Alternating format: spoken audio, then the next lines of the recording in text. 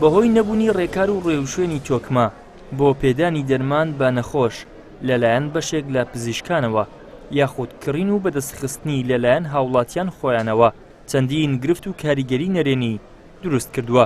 بەشێک لەو کاریگەریانش بە ئاڵوودەبوون یاخود چارەسەر نەبوونی نەخۆشیەکە بە دەرمان دیاری کراوە و دەردەکەوێت.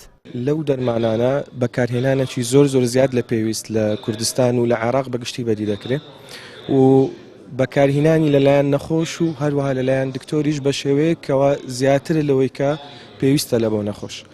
جا ئەگەر باسی زیانەکانی بکەین، زیانەکانی لە چەند خاڵک خۆی دەبینتەوە. یەک لەوانە ئەتو کاتێک کە هەوکردنەکەت هەیە ڤایرۆسیە، زۆربەی جار نەخۆشەکە حەز دەکات دەرمانی دژەهوکردنی بەکتریایی بەکاربینی.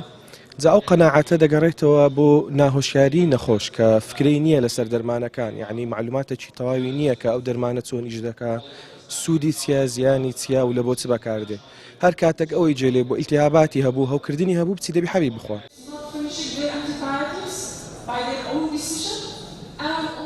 لە شاری هەولێر سەندیکای پزیشکان و دەرمانسازان کۆنفرانسی بەرگری میکرۆب دژی دژە میکرۆبیان بەڕێوەبرد کە تیایدا کاریگەریە نەرێنیەکان و گرفتەکانی زیاد بەکارهێنانی دەرمانی ناپێویست خرانە ڕوو. ڕاگررتنی باڵانسی چەند بەکارهێنان و وەکەمکردنەوە و ئەگەر پێویست نەبێت ئەمە ئەم کاریگەریە لاوەچێ بە زۆر ڕێکار هەیە لە تاکسازیکردنی دەرماندا ڕاستەوخۆ ناڕاستەوخۆ دەتوانێت کەم بکرێتەوە.